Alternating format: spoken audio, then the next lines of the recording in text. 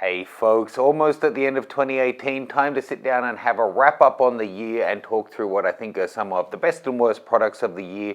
But I want to start it off with some thank yous. 2018 has been a fantastic year for us. It's our first full year living in New York. This is actually going to be our first Christmas and New Year being in the States at all. Fingers crossed for some snow. And it's been phenomenal. Been to some amazing countries, gotten to travel with so many different great tour guests, met lots of new people, met lots of you guys in different cities all around the world. So thank you for everything that you provide and helping to make this community great. I really appreciate it, and 2018 has been fantastic.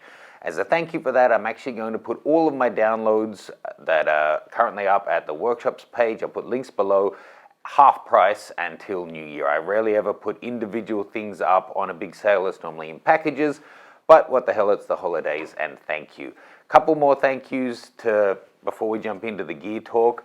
First of all, to Steph, it's been a great year. We've made so many different videos, traveled to different places together. It's been a lot of fun.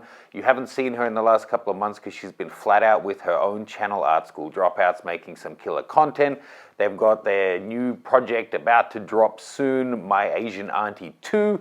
Links for that below. Check it out and show her some love. And if you're in New York, I think they have some events coming up in the new year. Thank you to Joe. Only just started filming with her in the last couple of months, but great response. I'm so glad to see you guys find the videos fun as well, because I find it so fun. It really has the same kind of vibe I found starting out filming with Tina, that same kind of big brother, little sister, stupid jokes, great chemistry. I think you'll be seeing more of her on the channel as well. And you'll notice I have a lot of fantastic women in my life. The third one that you don't see on the channel so much is Shravya. Big thanks to her for, well, she came on this year as my videographer and editor. She helps with so many different things. She's so busy. She also works for another photographer. So thank you. If you've seen a marked improvement in the production quality this year, it's largely thanks to her. Please check out her links below as well. Should have mentioned, Joe also has her own YouTube channel, so there's a link below that you can check out that as well. Now, 2019 is going to be just as great. If you know, I'm traveling all the time and doing my field tested reviews in different countries, and that's actually what's informing a lot of my best and worst for this year. Of course, I want it to be things that I've had great hands-on time with. So you would have seen I reviewed this in this country, that in that country, and whatnot. 2019 is going to be more of the same and better. I've got some great tours coming up. Laos, Japan, Mongolia, Iceland, Bhutan, and likely Zimbabwe. So links for all of that below as well. So without further ado, cheers, and let's get into it. So, I'm in a great mood. I've just been away for the weekend. It's Sunday, the 23rd of December evening. So I want to focus on the positives. I will still touch on disappointments and worst ofs, but I'm not going to dwell on them, okay? First of all, drone of the year. I'm talking consumer drones here. There was really only two contenders in my mind for this. I'm not trying to go high-end all the time, but for me, the winner has to be the Mavic 2 Pro. It's just a fantastic drone. They have refined the software so much. It's branded a Hasselblad camera. Of course, it's not really Hasselblad quality, but the quality you're getting off that at that price point for stills and video, seriously, that was only a few years ago multi-million-dollar production territory for Hollywood with helicopters and stabilized gimbals and this and that. Now you're getting this phenomenal quality. I just put together a photo book for my Japan tour participants, and one of the participants, most of his shots were taken with that drone aerials, and they're stunning. They print it up just beautifully. So that is my choice. Highly recommended. Runner-up would be for the Parrot and Naffy. I really enjoyed flying with it. It's got pluses and minuses, and all of this, you know, I'm boiling it down to an answer, but it's obviously a lot more nuanced than that. I love that it's got the camera that can point all the way up, that has some really interesting storytelling benefits, and the zoom there. But it's just not as polished as the Mavic is now, and it also doesn't have any sensors, so whilst you could say it pushes you to fly more carefully, I think it's just going to lead to a lot more people crashing. And when the Mavic now has so many sensors, it's a hard comparison to make. Best trend of 2018. I have to say, I think you just have to say generally, it's mirrorless. I know that's been coming for a long time, but it's not so much mirrorless, but it's that companies are finally starting to embrace what is the future. And no, DSLR, rangefinder, whatever, film shooters, I'm not saying it's the only future, but there's a lot of potential there. And it was only 2.5 years ago that Nikon and Canon reps were publicly saying that you're not going to have pro mirrorless cameras, and seeing so many great things come out this year. It really has been a phenomenal year for new tech. And wait until you see my finalists for Best Camera of the Year. It's clear that companies are really embracing mirrorless technology. And my ultimate concern is, well, it's a multi-part thing, but what results are we getting? What's the process like to shoot with it? And I am just a tech head as well, so seeing things push the envelope for me is really exciting. So good on you, those companies who are looking to the future. There's some obvious ones that still need to lift their game though. Worst trend of 2018, I think has to be, I make a big part of my living in the online space, but I'm finding that image sharing options and social media geared at image sharing is going downhill. So Flickr got rid of their free option, meaning that so many people who were using that as their backup option got shafted this year. I think, was it Tumblr also brought in some new restrictions. Instagram, love my Instagram photographer friends, but for me, I'm just seeing the same thing again and again and again and again and again, and now I get it's its own genre, and the Marshall McLuhan, the medium is the message, and yada yada yada, and I fall victim to it too. I know that certain types of shots get more likes, whether or not they're shots that I think are good, but it's getting to this point of saturation now where I see 10 of the same styled portraits or styled landscapes or whatever from 10 different people in 10 different places, and it might as well be a graphic composite. They're so similar. It's not the kind of creative inspiration and seeing unique viewpoints that I want to see. Worse, of course, is Facebook. It's just, what can you say about Facebook? At least there's still interaction on Instagram. Facebook, the deluge of ads, all of the data privacy concerns, and it's just, in my experience anyway, a much less friendly, less encouraging, less inspiring place than even Instagram is. So watch this space. I have something coming that I hope can fill in that gap, but for me, that's been a really disappointing trend in 2018. Now, lens of the year.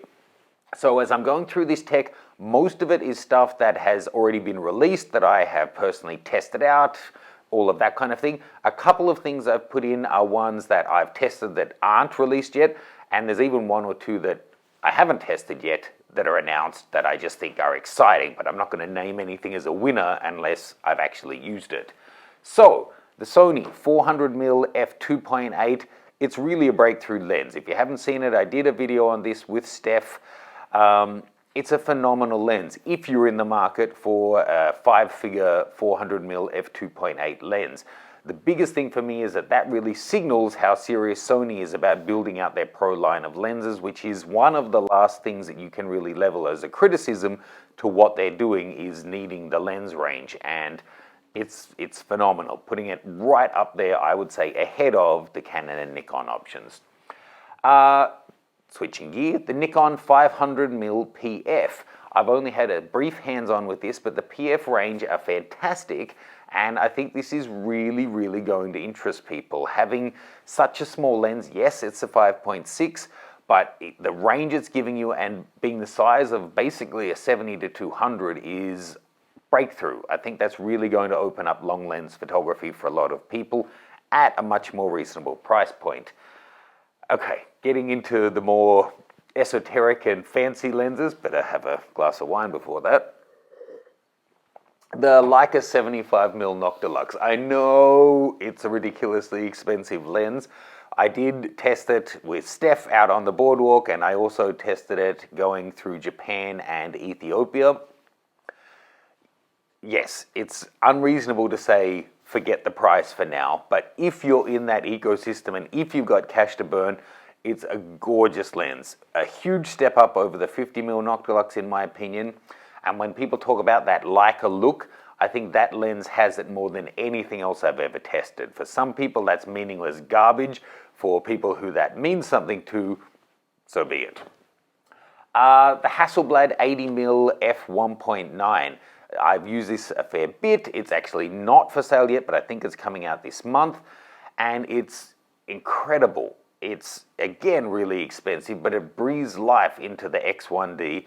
And for me, is a big signal that there's a lot more to come for that system. And the results are just jaw-dropping. I love that lens.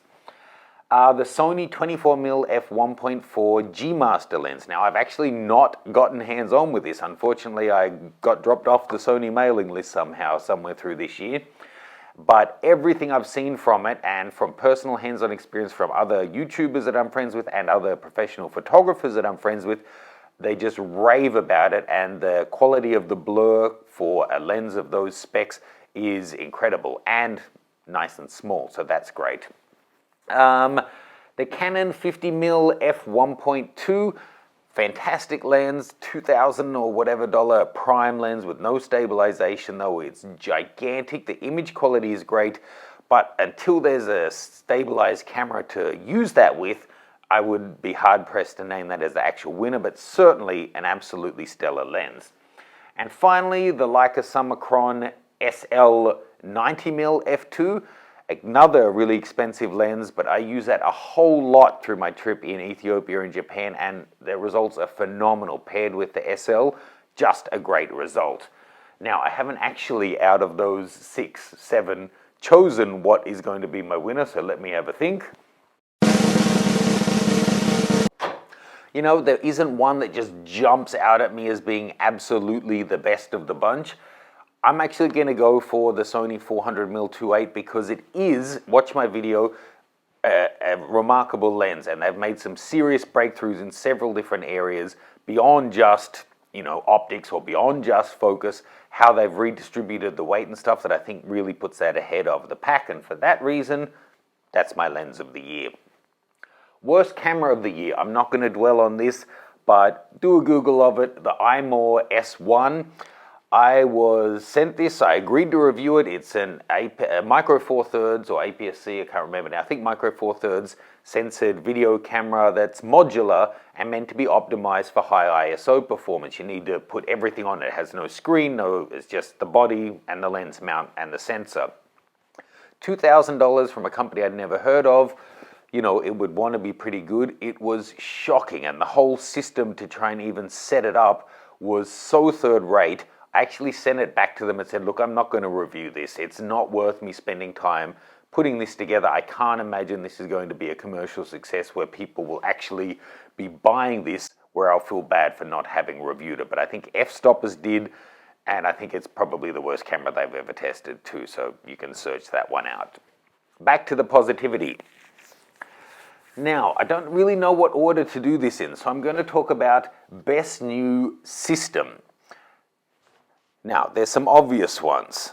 Nikon Z and the Canon R, EOS R, are the new systems that by far and away got the most press of the year. Both camera companies, the two biggest, the old school giants, finally throwing their hat into the serious full-frame mirrorless ring. It's a great thing. I'm not going to go down that road right now. We're going to talk about it a little bit later, but all three of the cameras they've released have some serious flaws and some serious upsides. If I had to choose out of the two, I would probably lean towards the Canon just because they took a different route. Nikon went feature-heavy cameras, excluding the card slot, but then slower, not that impressive lenses. Canon have gone for big, fast, expensive lenses and an even less impressive camera body. But if they are now to piggyback that, or leapfrog it, go to a higher res one with dual card slots and add stabilization, then suddenly they've got lenses that make it a really formidable combo. But I'm not going to name that. I'm actually going to name it to one that is only out on paper, but the new L-mount Alliance. I think that is such a bold move from all three of the companies. So Micro Four Thirds was great. It opened things up. It made a somewhat open system for different companies to work with. Having Panasonic, Sigma, and Leica come together using the same mount, I really think it's going to be a fantastic thing. And the Panasonic S1R is the first iteration that it really excites me. So the possibility to have a Panasonic body with Sigma lenses, or down the track Leica lenses if you've got the budget for it, to mix and match those three, I think is going to be a really exciting thing and quite a ballsy move from all three companies. So that's my new camera system for 2018. Most disappointing camera of the year.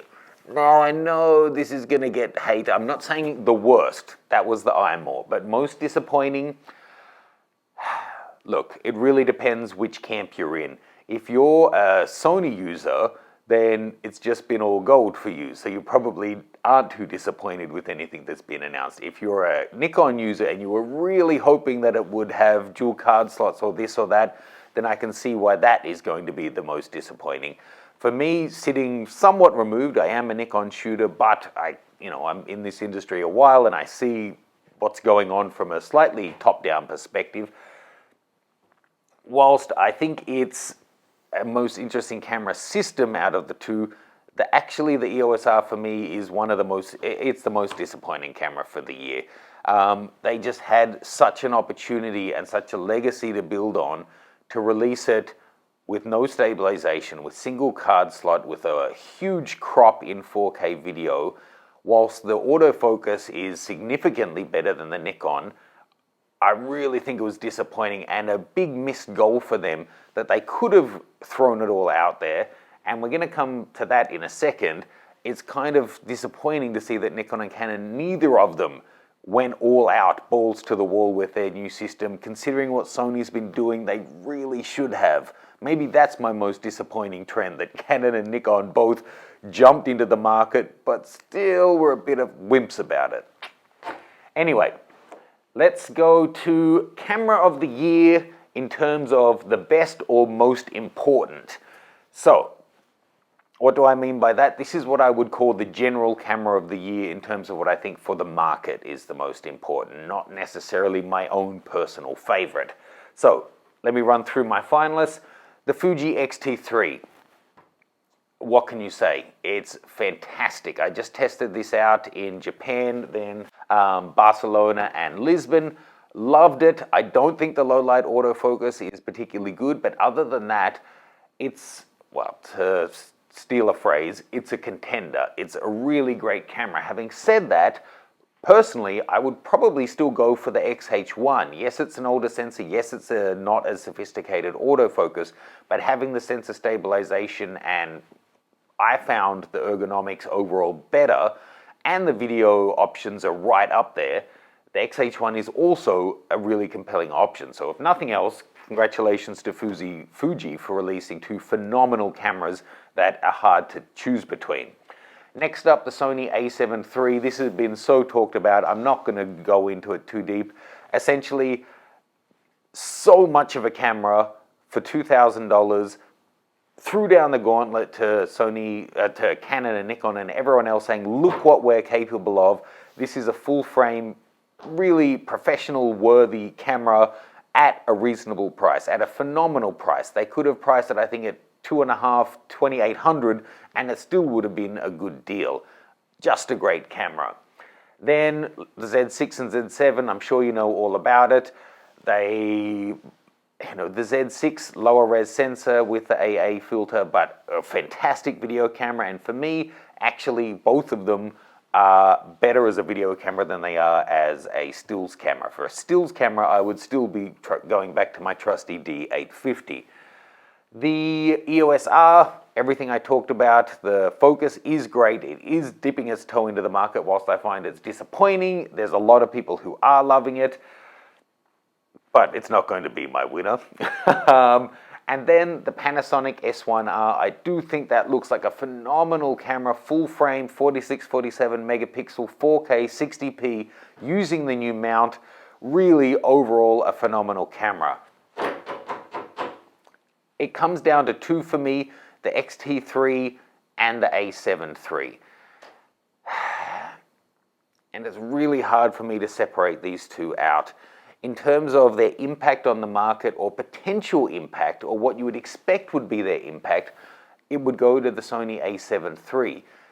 I think a lot of people expected that that was really going to throw down the gauntlet to the other manufacturers. Now, of course, Canon and Nikon were too far down their production cycle to just reduce their price significantly or add new features when they were already in the production process.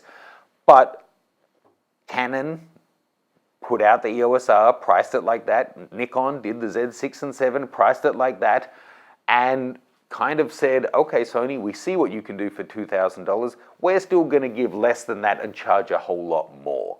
So the idea that it's going to just force other manufacturers to really lift their game, so that remains to be seen.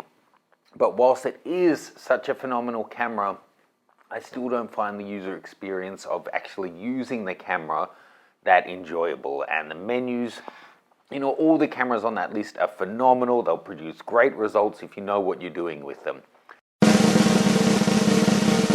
But overall, I'm actually going to give it to the X-T3. I think it's just great. Yes, they always do this right. There's some things that X-H1 has that I wish it had, and vice versa.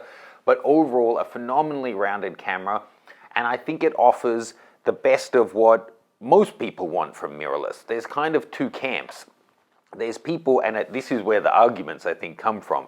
There's people who say, well, mirrorless lets it be smaller and lighter and blah, blah, blah. And then you see some things aren't, and then the mostly DSLR Luddites like me are saying, oh, I thought mirrorless was meant to be smaller and lighter. For some people, that's important. For the other people, what it allows, less moving parts, faster processing, well, it doesn't give you faster processing, but allowing for a faster camera if you don't have all of those moving parts, the advantages of EVF, all the other things that mirrorless gives, both of those are present in the X-T3. It's a phenomenal camera in a small package. So overall, that would be my camera of the year. Congratulations to them. I alluded to this before, but actually, this is going to surprise people. It surprised myself as I look back over the year. Actually, over this last weekend, I've been up at a country house for the weekend. I was thinking about if I'm going to make a video like this, looking back over at all the things that have been announced and what I've reviewed, especially those things that I field tested where I really got to use them in depth and get to know them. And actually, the camera that I most enjoyed shooting with isn't even on that list. I doubt it's on many people's camera of the year list. And to me, this is hopefully a nice way to round out the video. And that is, as photographers, I think we can become so focused on spec sheets, what's got the most points, the most pixels, the most frames per second, the most this, the most that. And then forums, like I was saying about social media being so bitchy and negative more and more every year, it seems, focused on the, yeah, but I could have got that with this, or, that's a waste of money or whatever. And people just looking at on paper or just looking at the results. And of course the results are important. There's no point getting a camera system where you know what you're doing, you go out, you have fun with it, but then the results suck. But we're not at that point in the market anymore. Almost everything except for that iMore and the Yashica that came out this year are producing good results. So for me, the next step has been thinking about what actually brings me joy to shoot with it. So it may not have the fastest autofocus, it may not have all of the pixels, it may not have all of the focus points, all of those kind of things, but what do I actually want to have in my hand? What do I enjoy making images with?